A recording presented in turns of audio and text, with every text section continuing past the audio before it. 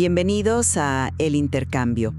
Hoy nos adentramos en una de las figuras más complejas y, persistentes de la cultura, el libertino. Un arquetipo que fascina, repele y seduce a través de los siglos. Utilizando el material de base, vamos a examinar la fuente de su innegable poder de atracción. Nuestra discusión se va a articular en torno a una pregunta central. ¿Es el libertino un estratega consumado, un maestro de la psicología que manipula fríamente las debilidades ajenas para su propio placer? ¿O es, por el contrario, la encarnación de una fuerza pasional auténtica, una energía tan arrolladora que resulta irresistible precisamente por ser indomable? Una distinción fundamental, ¿sí? A lo largo de nuestra conversación, yo argumentaré que el verdadero poder del libertino emana de esa energía pasional genuina, una fuerza vital que, al ofrecer una vía de escape a las convenciones, se vuelve magnética. Y yo defenderé la postura de que el libertino es, ante todo, un táctico, un ilusionista. Su seducción no es un arrebato, sino un arte construido sobre un profundo conocimiento de la psique humana. Y sobre todo, un metódico engaño. Entremos entonces en materia. Desde mi punto de vista, atribuir el éxito del libertino a una simple fuerza de la naturaleza es pasar por alto la brillantez de su método. No es magia, es ingeniería social a pequeña escala. Él es un producto de su entorno, un experto en identificar las represiones y los anhelos insatisfechos que la sociedad impone, especialmente sobre las mujeres en los contextos históricos que se analizan. Lo que vende no es amor, es una fantasía cuidadosamente empaquetada de placer, de riesgo y de transgresión. El ejemplo del duque de Richelieu es el caso de estudio perfecto. Sus seducciones no son impulsos, son campañas militares con objetivos clarísimos. Para conquistar a Mademoiselle de Valois no se deja llevar por la pasión, diseña un plan de asedio. Las cartas que le envían no son confesiones sinceras, son armas psicológicas diseñadas para minar sus defensas. Y la jugada maestra, la compra de la casa contigua para construir un pasadizo secreto, es el epítome del cálculo. Es una logística de la seducción. El texto lo deja muy claro.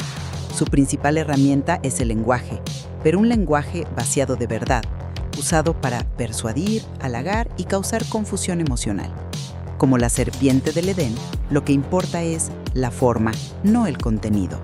Es una actuación, una puesta en escena donde él es director, guionista y actor principal. Retrato del estratega, y es innegable que hay un componente de planificación. Sin embargo, creo que esa estrategia es secundaria, es el vehículo, no el motor. Para mí, la esencia del libertino no reside en el cálculo, sino en una fuerza de deseo que es abrumadora y, crucialmente, auténtica. El filósofo Søren Kierkegaard, en su análisis de Don Juan, da en el clavo. Describe su poder como emanando de el deseo, la energía del deseo sensual.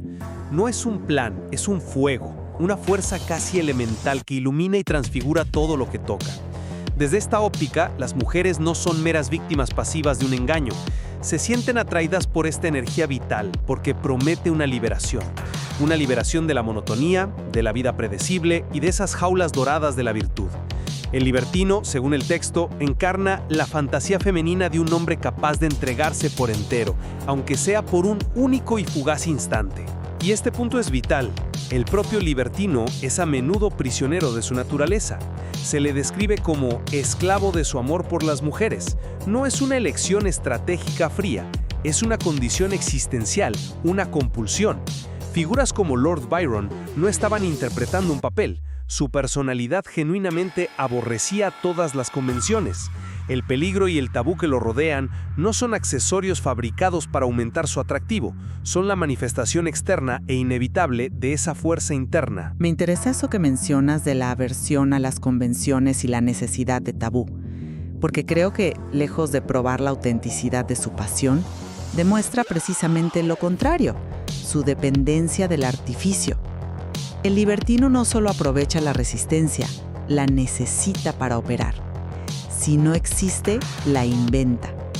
El texto es explícito y, yo diría, demoledor en este punto. Si no enfrentas resistencias y obstáculos, debes crearlos. Esto es la confesión de un estratega, no la naturaleza de una fuerza elemental. A ver, un incendio no necesita que le construyan muros para querer quemarlos, simplemente arde. El libertino, en cambio, busca el muro. La resistencia de François Gillot fue el combustible que Picasso, un arquetipo de libertino artístico, necesitaba. Le dio la oportunidad de demostrar su valía. Sin un no inicial, sin un obstáculo que superar, la victoria no tiene sabor. El placer no está en la conexión, está en la conquista. Pero esa idea de la resistencia como un simple trofeo para su ego es una visión unilateral. Yo lo enmarcaría de una forma muy distinta. La resistencia no es solo el desafío que él necesita, es el catalizador que intensifica la pasión para ambas partes. El deseo se alimenta de la transgresión, el placer reside en romper las reglas. Y para que ese acto sea significativo, las reglas deben existir y ser férreas. No busca una victoria fácil porque una victoria fácil no ofrece transformación. Él apela a ese lado reprimido y moralizante que la sociedad impone en su objetivo para ofrecerle una liberación catártica. Cuando el texto dice que la mujer más virtuosa es la que se enamora del granuja, no es porque él haya engañado con una promesa falsa, sino porque él le ofrece la llave para liberarse de las cadenas de su propia virtud, una carga que, quizás, anhelaba soltar en secreto. Pero, ¿es una liberación real o es una ilusión creada por esa resistencia artificial? Si él tiene que crear el obstáculo, ¿no está fabricando todo el escenario? Está construyendo el laberinto solo para poder presumir de haber encontrado la salida. No es una transgresión compartida, es un juego en el que solo él conoce las reglas, porque él las escribió. La liberación que siente la otra persona es parte del guión que él ha preparado. Quizás él construye el escenario, sí, pero la emoción que se vive dentro de él es real para la persona que la experimenta. Él puede ser el arquitecto de la situación, pero la experiencia de trascender un límite, incluso uno artificial, se siente auténtica en el momento. Él no le ofrece una mentira, le ofrece una experiencia. La distinción es sutil, pero yo creo que es crucial. Hablemos de la naturaleza de esa experiencia, porque creo que se construye sobre cimientos de arena verbal. El lenguaje del libertino es intrínsecamente manipulador. Tomemos a Gabriele D'Annunzio. Su poder, como lo describen, no residía en la verdad o la belleza de sus ideas, sino en la musicalidad de su voz, en la cadencia hipnótica de sus palabras. El texto lo describe como un narcótico que eludía por completo la razón.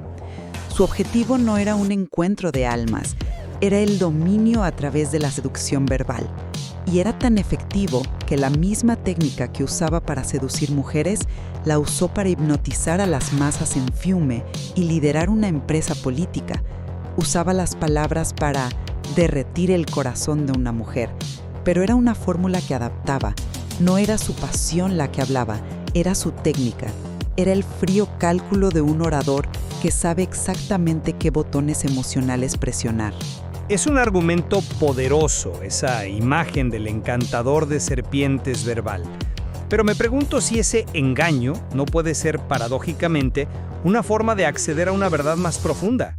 Las palabras del libertino pueden no ser objetivamente ciertas, bueno, en un sentido fáctico, pero conectan con una realidad emocional que su interlocutora anhela desesperadamente. Kierkegaard vuelve a ser iluminador aquí. Dice que Don Juan transfigura en un sentido mucho más profundo a cada mujer. No le miente creando algo de la nada, lo que hace es reflejar y magnificar la belleza, el deseo y el potencial que esa persona ya posee o que anhela ver en sí misma. Es una co-creación de una realidad pasional. D'Annunzio no le decía a una mujer algo que ella, en el fondo de su ser, no quisiera oír. Él articulaba sus fantasías reprimidas, le daba voz y forma a sus anhelos más secretos. En ese instante, la experiencia es intensamente auténtica para ella, aunque esté construida sobre palabras que, vistas desde fuera, con la fría luz de la razón, parezcan falsas. Pero una verdad que solo existe mientras dura el hechizo y que se desvanece en cuanto el mago desaparece, ¿puede llamarse verdad?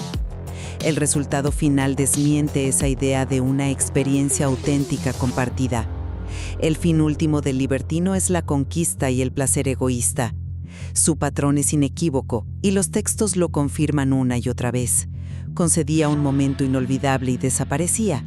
No hay una cocreación duradera, hay un uso y descarte.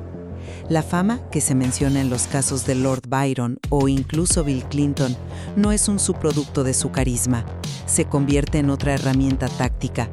Es un activo que se cultiva y se explota para atraer a las siguientes víctimas, estimulando un deseo competitivo entre las mujeres que quieren ser la próxima en la lista.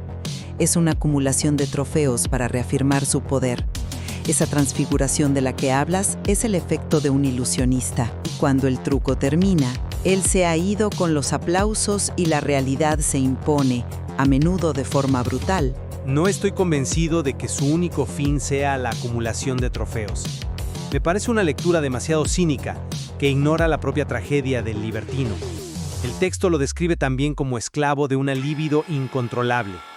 Esto sugiere que no actúa con total albedrío, que no es un general en completo control de sus facultades, sino que está impulsado por una fuerza que lo consume a él también.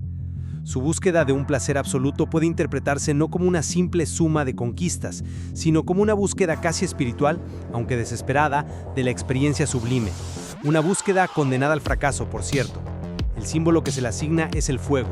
Incontrolable, extremo, peligroso. El fuego no elige qué quemar, simplemente arde hasta que no queda combustible. En esa visión, el libertino no es solo el incendiario, es también la primera víctima de sus propias llamas. También lo condena a él a nunca encontrar paz, ni satisfacción duradera, ni una conexión real. Es una compulsión, no una estrategia. Esa narrativa de la tragedia y la compulsión me parece la coartada perfecta. Es una justificación romántica para un comportamiento depredador. ¿No es posible que esa imagen del esclavo de la pasión sea la mayor de sus invenciones, el personaje final que construye para eximirse de responsabilidad? Él no solo seduce a las mujeres, nos seduce a nosotros con la idea de que es una fuerza de la naturaleza, cuando en realidad es un agente con una voluntad de poder muy clara. Su objetivo no es el sublime, es la repetición de la victoria para alimentar un ego insaciable. Pero si fuera pura voluntad de poder, ¿por qué la autodestrucción es un tema tan recurrente en sus biografías? El fuego que mencioné antes no solo consume a los demás, lo consume a él. Byron se consume en Grecia, D'Annunzio se consume en su autoimpuesto exilio dorado. No parece el final de un estratega que ha ganado el juego, sino el de alguien que ha sido consumido por su propia energía. Su fin no es la paz del conquistador, sino el agotamiento de la llama. En resumen, desde mi perspectiva, la evidencia acumulada perfila al libertino como un consumado ilusionista. Su poder no emana de una fuerza natural incontrolable, sino que es producto de su intelecto, de su cínica y profunda comprensión del deseo humano y de estrategias meticulosamente calculadas. Estas estrategias van desde la creación de obstáculos artificiales para magnificar el desafío hasta el uso de un lenguaje hipnótico diseñado para anular la razón. La pasión que exhibe no es su motor, es el método, la herramienta más afilada de su arte, la máscara que oculta el rostro del estratega. Y yo mantengo que, si bien la estrategia y la técnica existen y son innegables, son solo el vehículo para una fuerza más elemental e incontrolable. El libertino es el canal de una pasión auténtica, poderosa y peligrosa que la sociedad, con sus normas, se esfuerza por reprimir. No se limita a manipular, sino que despierta en los demás un anhelo de intensidad, de riesgo y de libertad que ya se encontraba latente, esperando la chispa adecuada para encenderse. Es menos un titiritero y más un catalizador de fuerzas que ya existen tanto en él como en los demás. Al final de nuestra conversación, queda claro que esta figura no admite una explicación sencilla. Quizás su poder resida precisamente en esa ambigüedad, la posibilidad de que el cálculo más frío y la pasión más ardiente no se opongan, sino que se necesiten mutuamente. La estrategia le da forma a la pasión y la pasión le da credibilidad a la estrategia. Exacto. Es una paradoja andante. Y la persistencia de este arquetipo, desde Don Juan hasta figuras contemporáneas, demuestra que su naturaleza sigue siendo un terreno fértil para el análisis. El material que hemos examinado hoy ofrece claves profundas, pero nos deja con más preguntas que respuestas, invitándonos a seguir explorando las múltiples y seductoras facetas de este personaje tan fascinante como inquietante.